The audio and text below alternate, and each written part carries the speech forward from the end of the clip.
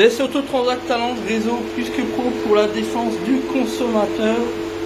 Alors aujourd'hui, dans le cadre de la section de la playlist sur notre chaîne YouTube, les bricoleurs du dimanche, on va vous faire une nouvelle démonstration avec les clients qui sont juste à côté.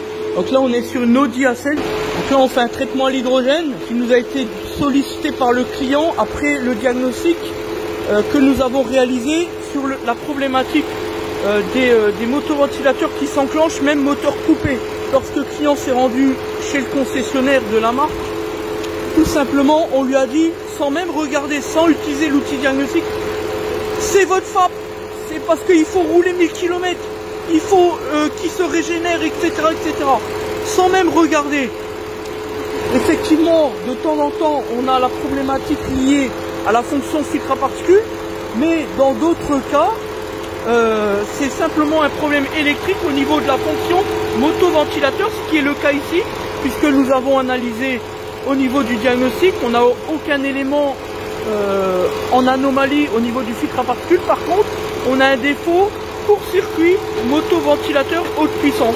Encore une fois, on a affaire à des bricoleurs qui n'en ont que faire de leurs clients, qui ne se soucient pas de leurs besoins et surtout qui ne font pas le travail sérieusement.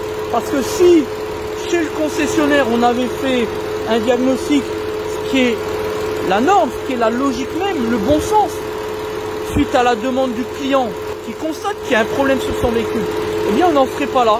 Sauf que chez Audi on préfère dire d'emblée, oui c'est sûr c'est le FAP, c'est sûr, pas besoin de regarder, pas besoin de mettre l'outil diagnostic, c'est ça. Voilà. Et résultat des courses, on est effectivement sur un problème lié au motoventilateur, a priori la résistance de coller, quelque chose comme ça.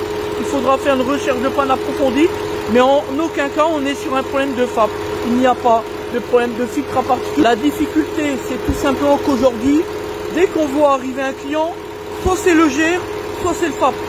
On ne sait plus considérer qu'un véhicule, ce n'est pas que des problèmes liés au dispositif anti-pollution. Il y a autre chose. Voilà la vérité. Encore un cas de bricolage. Vraiment, on a affaire à des champions du monde 3.0. On ne respecte plus le client, on ne fait plus attention à lui, on ne l'écoute plus, on ne sait plus l'entendre, on fait tout et n'importe quoi. Tout ce qui compte, c'est vendre des véhicules neufs ou alors vendre des pièces sans même rechercher la panne. Voilà, c'est ce que l'on constate au quotidien depuis maintenant tant d'années dans le cadre de ce que l'on appelle, nous, la défense du consommateur. Voilà la vérité. On n'en peut plus de ces charlatans, de ces bricoleurs. Voilà, même au niveau des constructeurs, on a des prestataires qui n'en sont pas, qui sont juste là pour considérer le client comme étant un outil à profit. Voilà, comme Picsou, la même chose. C'est une infamie, une ignominie, voilà la vérité. Merci à tous des Autotransact Talent Réseau, puisque pro pour la défense du consommateur.